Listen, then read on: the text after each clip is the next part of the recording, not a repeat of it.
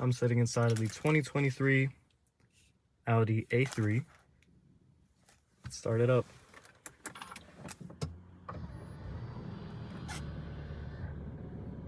Mirrors unfold. Really nice, pretty quiet, it's not loud. Hey guys, Productions here. Welcome back to another video. In this video, I'm sitting inside of the 2023 Audi A3, and this is going to be an interior review of this incredibly gorgeous car.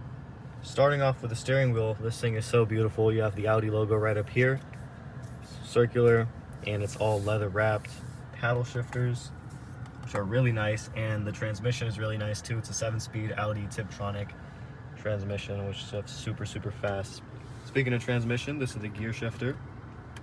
It's really nice. A lot of people don't like this, but I'm really digging it. I've had this car for a week, and foot on the brake, let's in drive, put it down, sport, up into reverse, and this is the reverse camera. Let's shut this so you can see the screen better. The reverse camera absolutely sucks. Let me go forward a little bit. Prove my point. And it still stays on, which is really cool. So if I go into reverse, it is incredibly warped and distorted. You can't really tell, but when there's cars nearby, it absolutely sucks. It makes you think you're a lot closer to stuff than you actually are.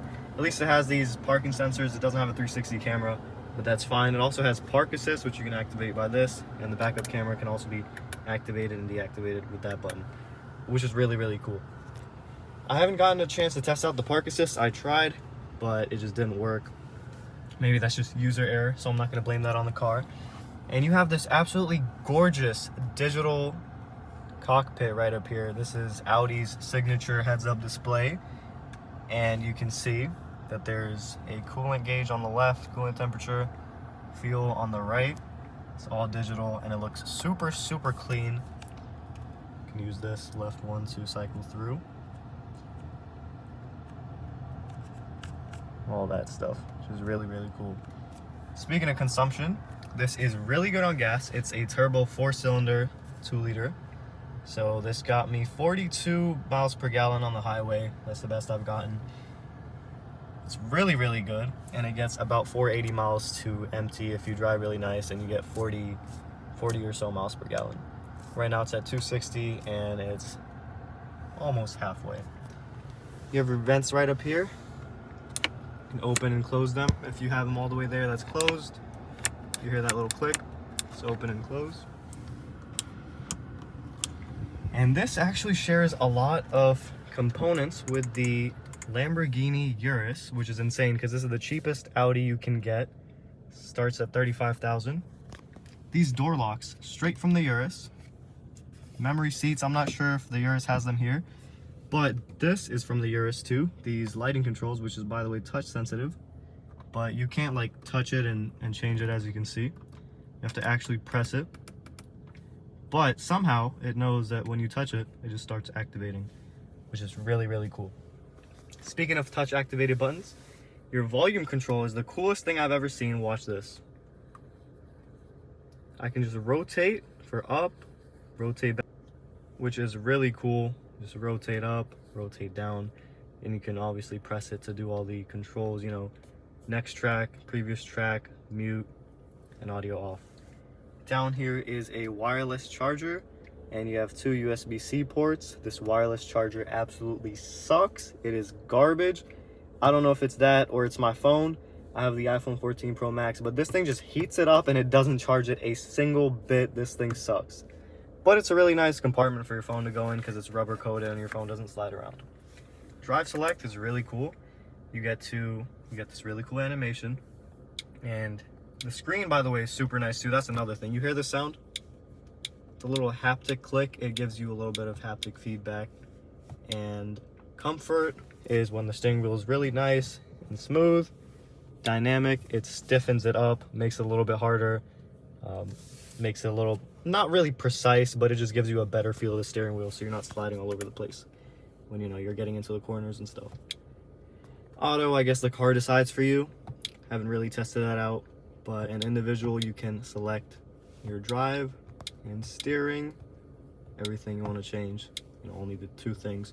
But keeping it in comfort, it's a really nice ride. It's a super smooth car, even for being the cheapest Audi, and this is based on the VW Jetta.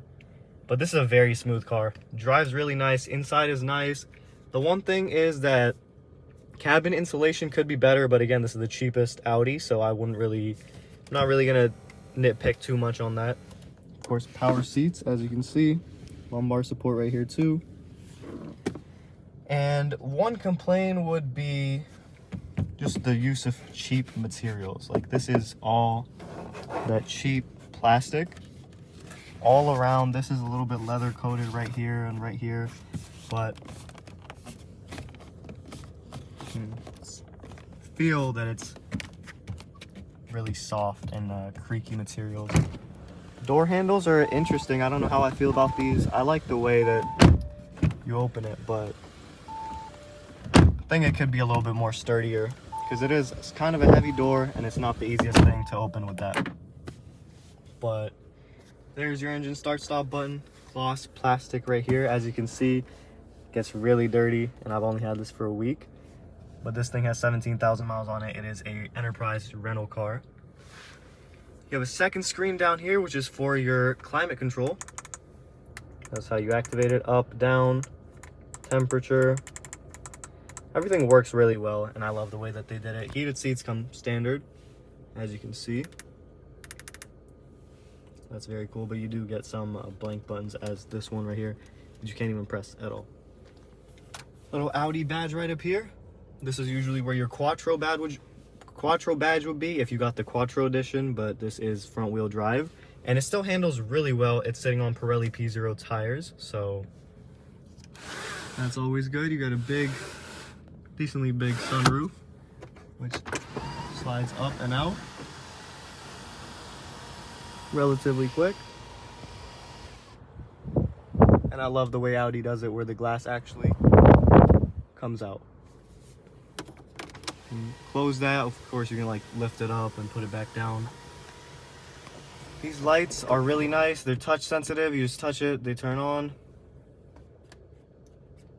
Not sure what that is, but microphones up here. This is to turn on all the lights, and that is to have the lights set to where if you open the door, the lights turn on.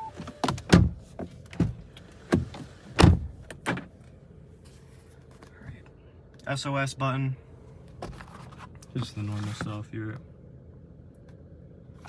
visor and all that. But really nice steering wheel. It's leather wrapped. Paddle shifters are good. Transmission's good. Smooth ride. Here's your e-brake. Little compartment inside. This is leather wrapped. It is soft, but it is pretty tiny.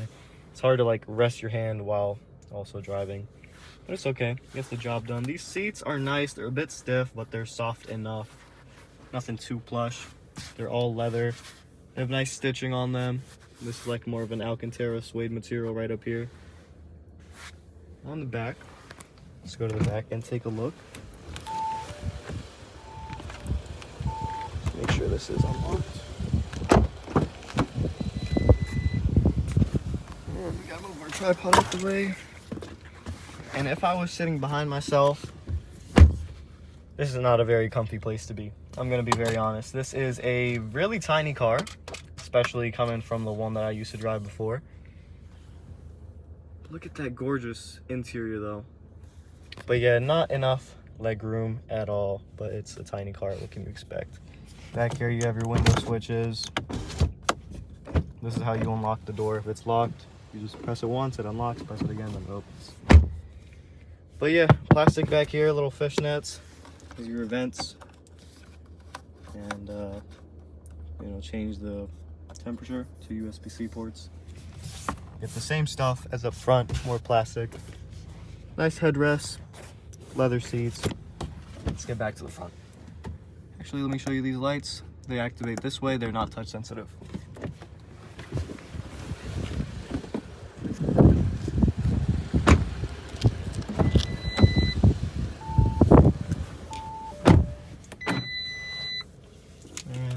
Talking about the key, let's show you guys the key. This is what the key looks like. It's really nice. Simple, but it's really nice. I like it. Lock, open trunk, unlock. And the trunk is on hydraulic, so it does open by itself, but you have to close it. You have to close it by yourself too. So it's not fully automatic. But the headrests are really, really nice. They're contoured and caved in, so that way your head rests absolutely perfectly on them. Very nice headrest. Sound system, it's good, but you know, it lacks that bass because it's not a Bang & Olufsen sound system. It's nothing enhanced. It's just a normal sound system. I'll do an audio test for you guys real quick. But overall, really, really nice car. For $35,000, I can't say too many bad things about this. It is really fast, smooth, comfortable ride, good on gas, luxurious. You get everything you really need, and it's not at too hefty of a price tag. Let me know what you think of this car. Do you think it's just an up-badge Jetta, or is it actually an Audi, and is it worth it? Let me know down in the comments below. Thank you so much for watching. One thing I wanted to show you guys about the mild hybrid is, as you can see, when it's in the green and the max, it's recharging the battery, and I can tap the brakes, and it recharges the battery more. Speaking of the brakes on this are really good too, because it's a really nice and lightweight, tiny car, so you don't really need the best brakes to stop it.